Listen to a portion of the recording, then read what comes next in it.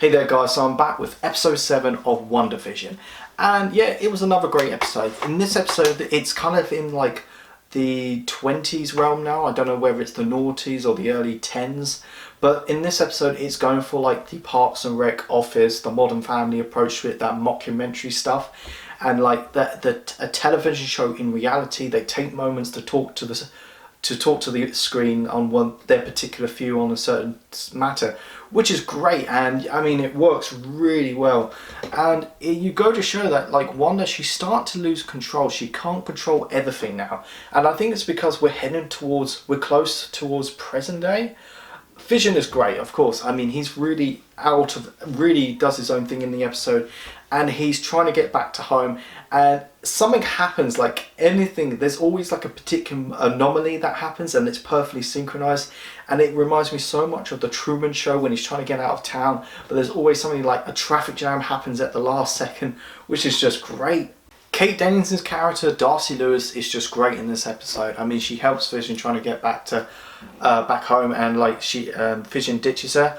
I gotta say, I think Darcy Lewis is one of the best characters in the MCU, and I think, and it's due to the fact, I mean, we kind of forgot, because it's due to the fact that last time we saw was like For the Dark One, and that was like, I don't know, 7 years ago now. So yeah, that was kind of forgotten, but yeah, she's like, what if I had to do like a top 10 side characters, I think Darcy Lewis is up there.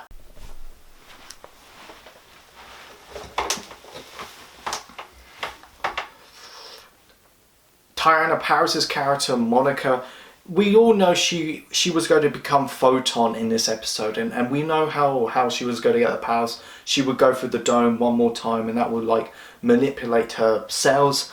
But why she does it, and it really goes to show, there's this when she's going through the barricade and she hears the noises from like Captain Marvel, the first movie. You had like voices of Nick Fury and Cara Dan's, which is like great, and I think this would really set up Captain Marvel 2 nicely. But yeah, I mean, yeah, it's great.